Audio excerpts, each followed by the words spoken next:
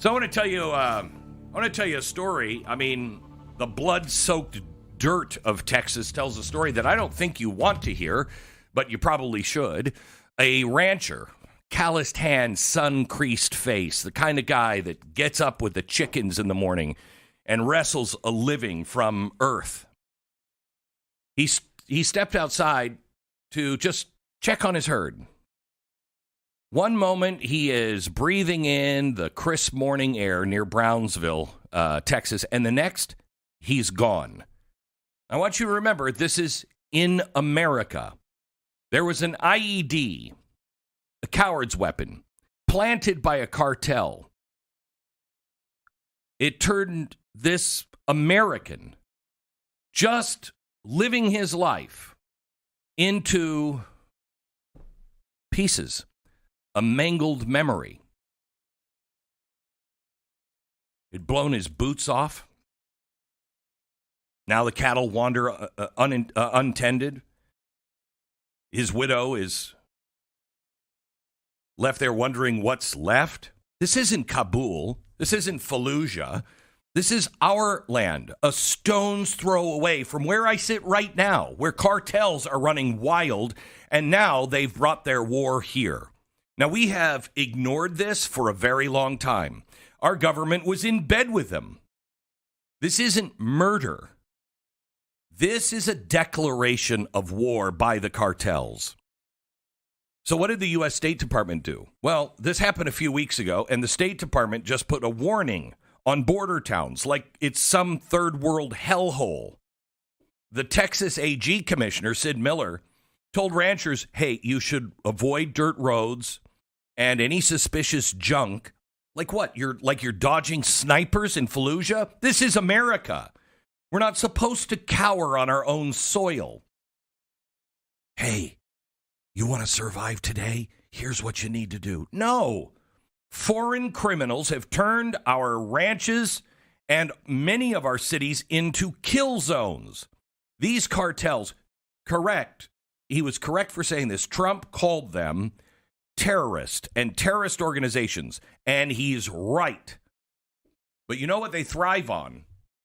Spinelessness. That's what they thrive on. Spinelessness. They want you to cower. They want you to be afraid. They rake in blood money while now planting bombs in our backyards. And what do? So far, nothing. So far, nothing. It's one little story today you probably won't even see unless you're looking for it. We have drones that can spot a snake and track it. We have AI that tracks every move. We have AI that can go in and find where every penny is. We have special operators who make these cowards wet themselves. When they plant an improvised explosive device on our U.S. soil and kill an innocent American citizen, I don't know. I think we should use some of those tools that we have at our disposal. Crush this cancer. Use them. Tell Mexico and their cartel buddies, sorry, gang, homie don't play this game anymore. Yeah, say it just like that, Trump. I want to hear Trump say that. America should not ever bend or ignore. You spill our blood on our soil, we bury you. That's the line. We don't want war with anybody. We don't want foreign wars. But you bring death onto our soil, we will kill you. We will kill everybody that's involved with you. We will burn your empire down to the ground, and then we'll go home. Cross our line and your empire burns. That's the message. Now, Trump has done a very, very good job at sending the message. Do you know how many people crossed? I think, what was it, yesterday? They had 200 people across our entire border on the south kind of approach like, can we come in? No. That is a 15-year low. So we've sent the message. But we've sent the message to the regular people. The people are like, God, I want to live a better life. Uh-huh. No, sorry, come in the front door, not the back door, not the window, not down the chimney. You're not Santa Claus. So we've done a good job. Trump, in a very short order, has sent a very clear message. And he started to send the message to the cartel. But you cannot allow time to pass after they kill an innocent American citizen on their own land, in their own town. No. We are staring down a beast, and I mean a nasty one. When cartels start to plant bombs in Texas and flood our streets with fentanyl, and laughing while we bicker about root causes. But what is the root cause? A rancher is blown apart on his own land, and the response? Nothing. Yet. This isn't a crime. It's an invasion by stealth. And, if we go back in history, we can learn from, what we've done and what we haven't done in the past. Let's roll the tape back. Mafia, 1920s. Was that a good thing or a bad thing? Cops are dead, politicians are bought and paid for, streets are soaked in blood. What happened? Well, we didn't mess around forever. The FBI, born to smash them. And for a while, it didn't work. Until Elliot Ness and the Untouchables. Okay, so it was bad until we got serious about it. Fast forward to the 90s. Escobar, his cartel, nightmare. But when the U.S. and Colombia teamed up, he went down, and he went down hard. Decisive action. It wins fights. When you snooze, to put it mildly, you lose. Al-Qaeda bombed the World Trade Center. In 1993, does anybody remember when we shrugged that off? Oh, gee, that's bad. Al-Qaeda, they're trying to blow up the World Trade Center. 8 years later, they tried it again, and this time 3,000 families paid the price. Nazi Germany. We watched Hitler arm up until Poland burned. Every time you show weakness, every time it invites disaster. Thank God Donald Trump is not a weak president. Thank God we are at this point now with the cartels, and we have a president in place that is not going to blink, is not going to turn around, is not going to be like, oh, you know what? It's getting kind of scary. Maybe we should. Nuh-uh. The cartels are not the Nazis, and they're not Al-Qaeda. They're not here to topple the Capitol. They're here to bribe the Capitol. Don't be fooled. They're not just drug dealers either. They are a twisted mix. Mafia muscle, terrorist tactics, shadow government cash. They've got billions. They were in bed with our government. They have made billions over the last 4 years. Guns outmatch our cops, and now IEDs on American soil? That's not petty theft. That's a middle finger to your sovereignty. That's what's happening. We're sitting on our hands while they rake in profits and plot the next strike. I know Donald Trump is not sitting on his hands. But Hegseth should be very, very clear. This is a call to the American people. The thing is, we can stop them. They think they're all so tough. Do you know that our defense budget is more than the top 15 countries combined? That includes Russia and China. Our defense budget is bigger than the top 15 countries in the world. We have devices that will see through walls. We have AI that just with your phone can show you who is in the room and where they're standing. It almost gives you a visual of the people just through your phone. We have AI that will sniff out the dirty money. Special ops who will turn cartel kingpins into ghost stories. Remember Abu Baghdadi? He cried. He cried out. He cried like a little baby. That's what. Remember that? You think al-Baghdadi cried. What do you think we can do to the cartels?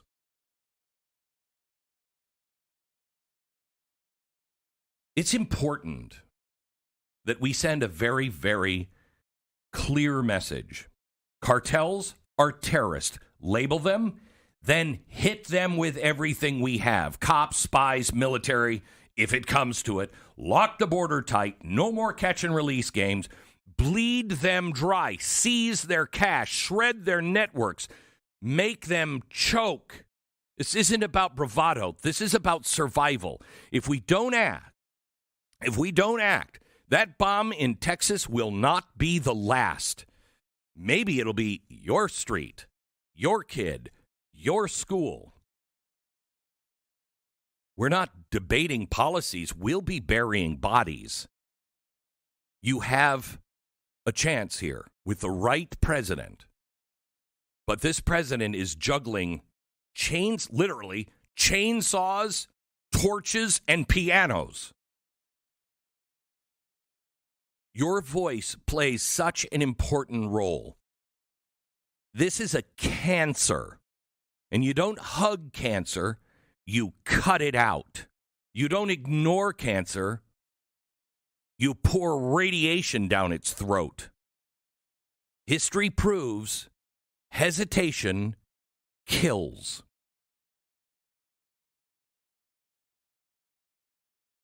If we don't, saying, I told you so, doesn't bring anybody back. It doesn't restore anything. Trump is already I think, at the end of phase one. Everybody's still freaking out about, oh my gosh, what is it? We're at the end of phase one of the border. It's time for phase two. And it is time to make these thugs that think they're so tough and so untouchable wet their pants. Literally, urine and crap stains in their pants. You're messing with the wrong country. All right, let me tell you about Lear Capital. Delicately put. Thank you. That is poetic. Thank you. Thank you. I That. just want to see, and I want it on tape. I want it broadcast. I want these huge cartel thugs seen on television with a big growing wet stain on their pants. Anyway, price of gold is up now. Last year, over 30%. Rising again. It's already hit record level highs several times, and there's no sign that it's going to slow down. If you want to be looking back someday in the future, thinking about gold and silver, don't adopt the wait and see approach. Too many people get in when it's too late. Americans are so weird. We don't buy until everybody's buying it. That's the worst time to do it. Don't sit on the sidelines. You should be owning right now some gold or some silver. Did I mention 30% increase last year? If you want to know why gold could be your best performing asset in 2025, call Lear Capital now at 800-957-GOLD. Get your free $4,200 gold report.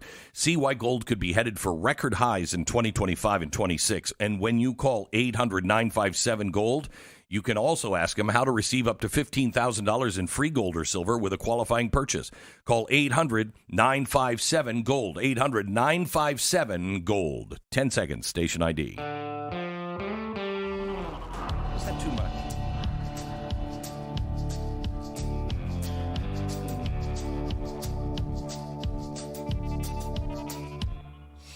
Hello, Stu. How are you? I was good. I got a couple of visuals there. I wasn't necessarily interested in. Needed? But no. Yeah, come on. You wouldn't be happy to see that? Oh, no. I mean, of course you would be. You would be. Of course you would be. Yes.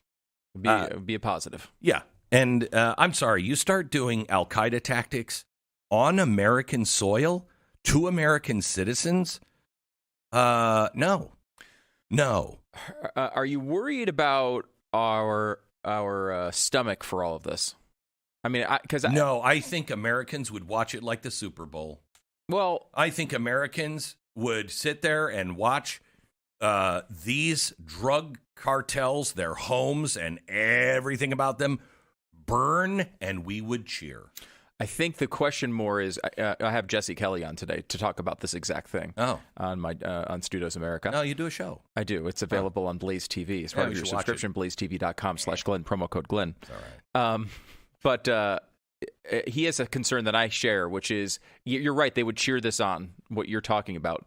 The part where the cartel murders a family on a border home it's going to happen. Hangs their bodies outside of it. Oh, it's going to happen, and it's not going to just happen. The longer we wait, it's not just going to happen at the border. It's going to happen in Cleveland, or it will happen, in Philadelphia. It will happen. And they're not going to just sit back. So look at what they've done to the Mexican government when they've tried to step up and do some things there. Right. I mean, murdered politicians. And the longer we let them claw their way in here and bribe our people, the more we become like Mexico. Agree. Donald Trump is only in office for 4 years.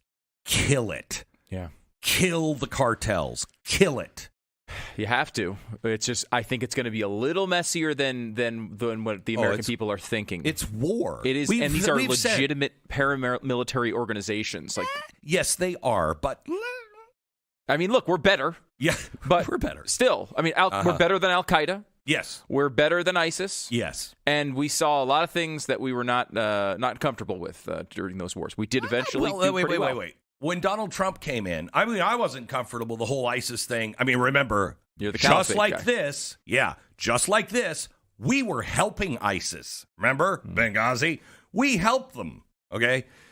And then Donald Trump came in, and they were like, it's probably going to take us 4 or 5 years, and it's going to be very bloody. And he said, I don't think so. I'd like to see the full might and power of the United States. Get it done. And I think it was within 4 weeks they were done. Didn't get enough credit for it either. No. I will say on that one. I really think we have special operations, we have drones, we have technology. You can burn them to the ground. And you probably do it, I don't know, by what time is it now? This is what makes me nervous. I don't know that it's that easy. Maybe it is. I mean, it's a different situation being able to go into the Middle East where we have all sorts of war declarations, and I put that in air quotes, with the ability to do all sorts of stuff. This inside of Mexico, it's going to be an interesting story. We said that about Ukraine. They're not going to fold. They're not going to come to the table. They're not going to. This is Glenn Beck. When the United States acts like the gorilla that it is in the room, when it understands, I don't I'm not going to play that game anymore. We're the United States of America. They'll go find somebody else.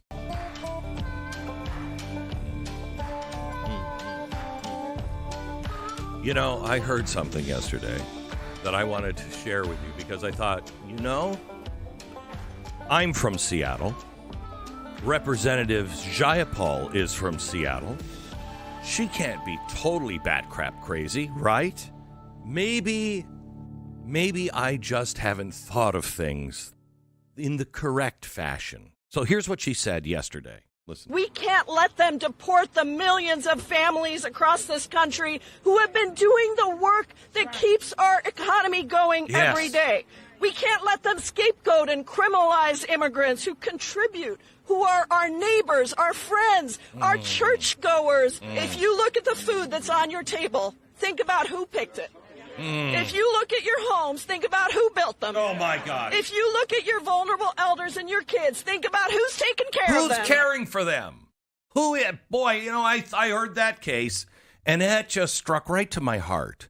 I thought to myself, my gosh, maybe we're wrong. She could be correct.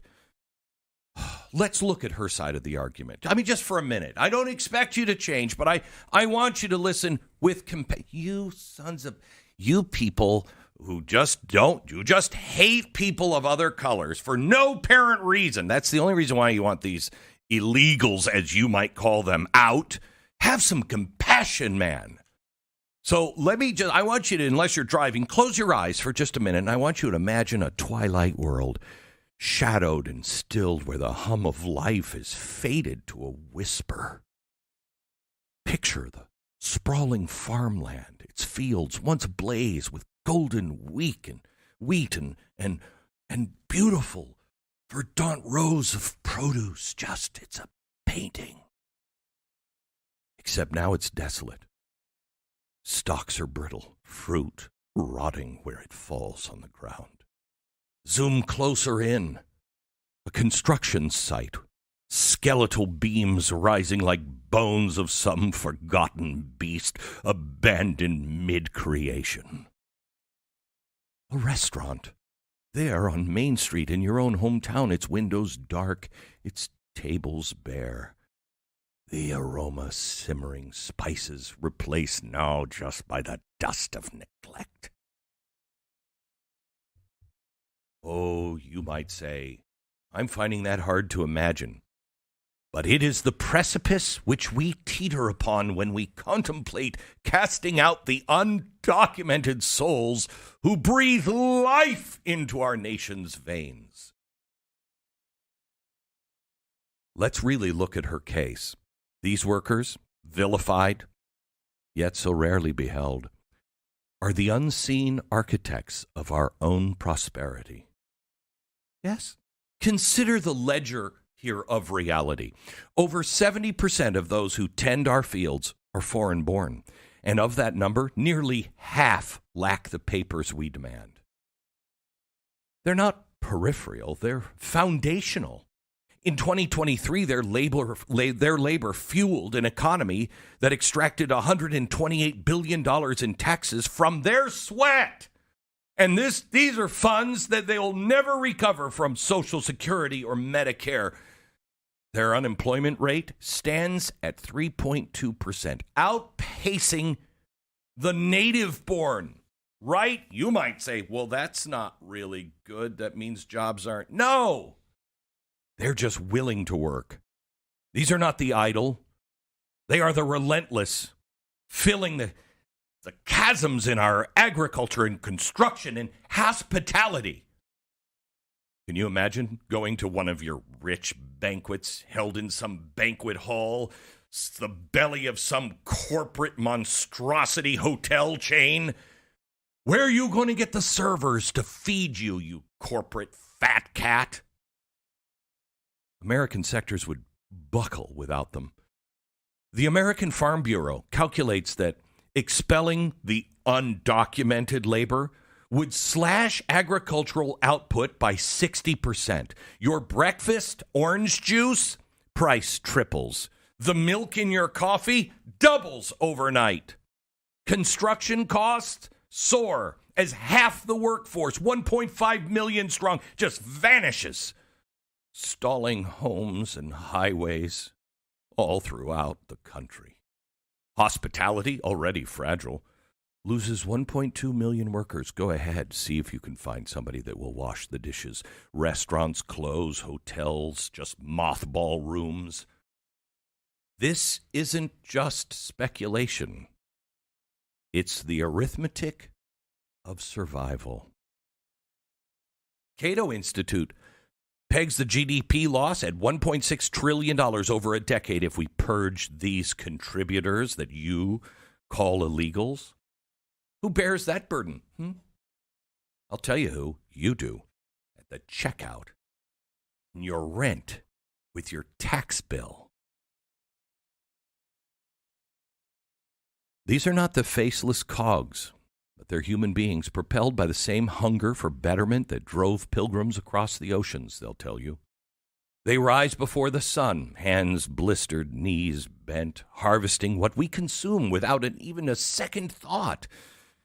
Yes, California growers have said that they've posted ads for years and locals just don't apply. These jobs are theirs because no one else will do these jobs. And the data concurs. In states like Texas and Florida, native-born workers shun the fields, leaving 80% of crop labor to the immigrants, documented or undocumented. They don't displace. They sustain. Quote, without this labor, our way of life will crumble.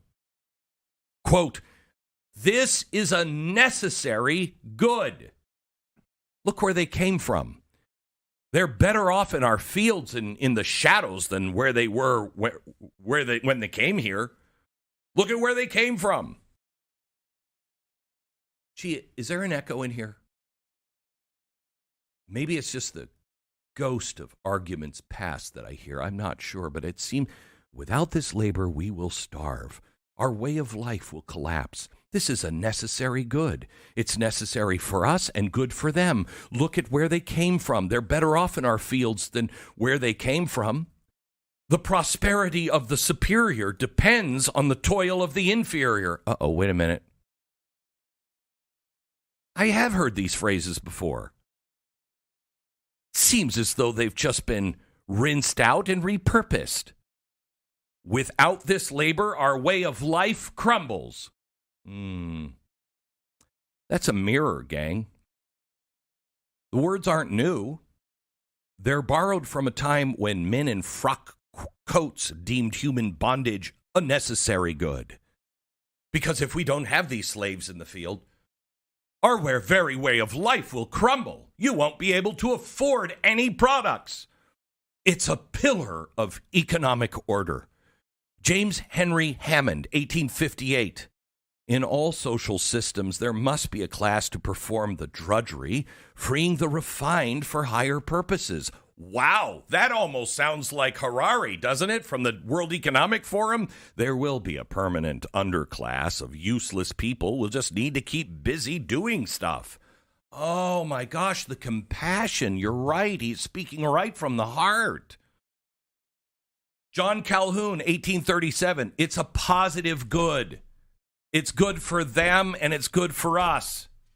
It's an institution that if we don't have it, civilization falters, end quote.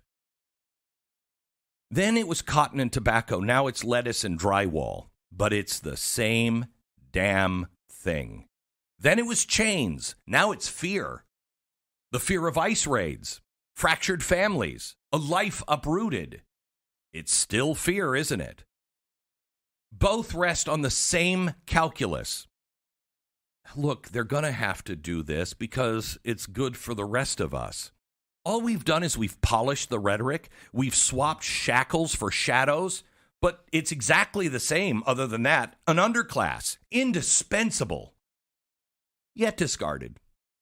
But it's vital. Although we can't really give them dignity. I mean, they got to live in the shadows here. Is the left this stupid? Do they really think we don't see the parallels here? Are they so naive to think that a costume change can absolve us? Why is it so many people just swallow this? Why do we let our politicians, and I mean this literally, the heirs to those same voices of the 19th century that were defending slavery, those heirs, why do we listen to them? This isn't mercy. It's cowardice, masked as practicality, masked again as compassion. There's no compassion in the shadows. The left joins the chorus. This is exploitation, all just dressed in progressive crap. As if calling it essential washes the stain clean, but it doesn't.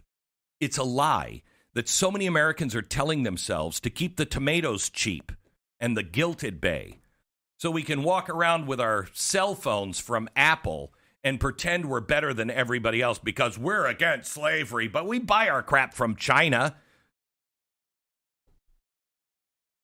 We'll allow people to live in the shadows. We can't get them to go back home and come through the front door. What kind of compassion is that? It's so much better for them to live in a state of fear their whole life here in America. You know, there is another option. We could innovate. We could mechanize the fields. That's coming. That's coming.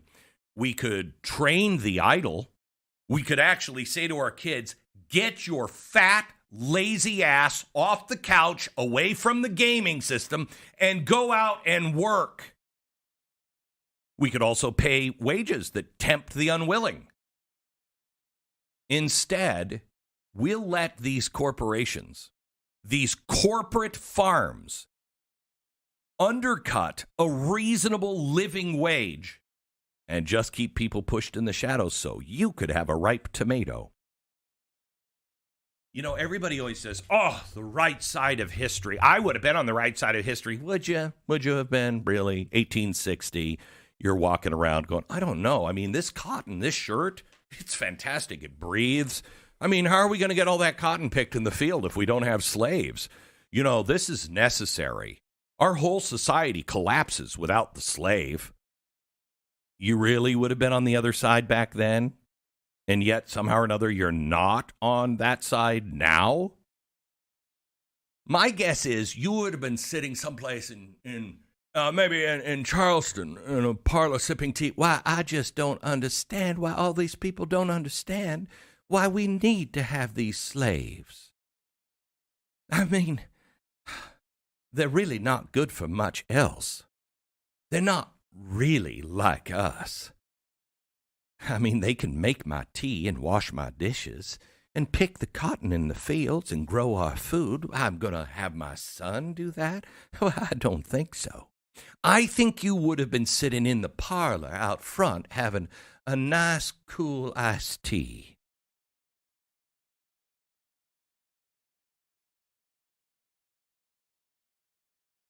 This is a house built on sand. Its contradictions are almost hysterical if it didn't involve, I don't know, real people. But just remember this, history doesn't forgive repetition. It condemns it. We've read this script before. Its ending is pretty ugly, but it's not inevitable. We can rewrite it. We can make it easier for the hard worker to come here legally. We can invest in machines to lighten the load. We can demand a system where no one's humanity is a bargaining chip for lower prices. That's not charity. That's justice. But equal justice, not social justice. You know, everything in the fields, it doesn't grow in shadow. It only grows in sunlight. You want to end corruption? Here's a place we could start. Because I can't believe how loud the echo of history is getting. I'm just, I say this all the time. It's going to be interesting to see how all this works out. I'm just waiting to see if this time we'll silence that echo of history and we'll go, maybe we should do it another way here, George.